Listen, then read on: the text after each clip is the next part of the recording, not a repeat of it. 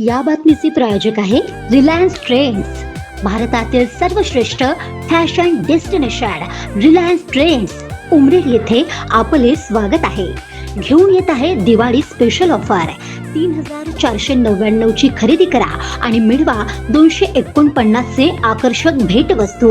4,999 ची खरेदी करा आणि मिळवा 449 चे आकर्षक भेटवस्तू. 7,999 ची खरेदी करा आणि मिळवा 999 चे आकर्षक भेटवस्तू. शर्ती लागू. उमरेड तालुक्यात येणाऱ्या मकरधोकडा येथील 9व्या वर्गात शिकणाऱ्या मुलीसोबत अतिप्रसंग झाल्याची दुर्दैवी घटना घडली आहे. याबाबत उमरेड पोलीस स्टेशन येथे मुलीच्या तोंडी रिपोर्टवरून गुन्ह्याची नोंद करण्यात आली आहे. फिर्यादी मुलीला 1 महिन्यापूर्वी आशिष सोमकुवर या मुलाचा फोन आला होता. तो सायकी येथील गिट्टी कंपनीमध्ये काम करत असल्याचे त्याने सांगितले होते. तो मुलीला भेटायला बोलवायचा, मात्र मुलगी नकार द्यायची.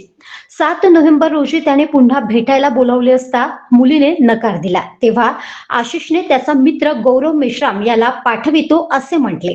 सकाळी 10 वाजताच्या दरम्यान गौरव मेश्राम हा मुलीच्या घरी आला. तेव्हा त्याने नागपूरला तो सर असल्याचे घरी हजर असलेल्या आजोबाला सांगितले.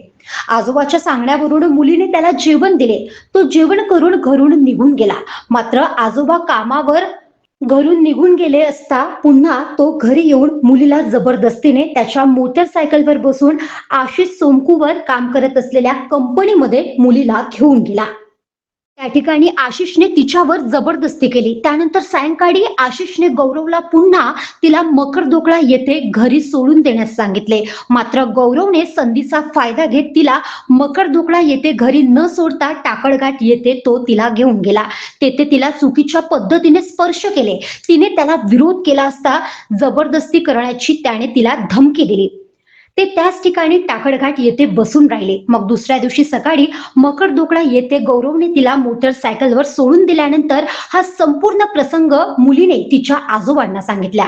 त्यानंतर फिर्यादी मुलगी, आजोबा आणि तिचे नातेवाईक यांनी आरोपी आशिष सोमकुवर राहणार परसोडी आणि गौरव मेश्राम राहणार साळ्या तालुका पुही याच्या विरुद्ध कायदेशीर कारवाईची मागणी केली आहे. महादर्पण न्यूज करिता भूपेश पाठराबे, उमरेड.